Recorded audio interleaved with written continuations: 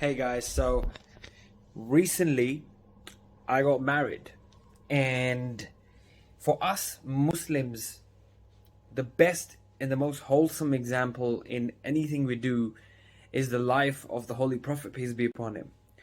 So I went in and I basically tried to see what the Holy Prophet, peace be upon him, used to do in terms of his married life to make sure that he had perfect harmony in his house and everything. And one of the interesting things I learned was that every time the Holy Prophet, peace be upon him, used to come home, he would always have a smile on his face.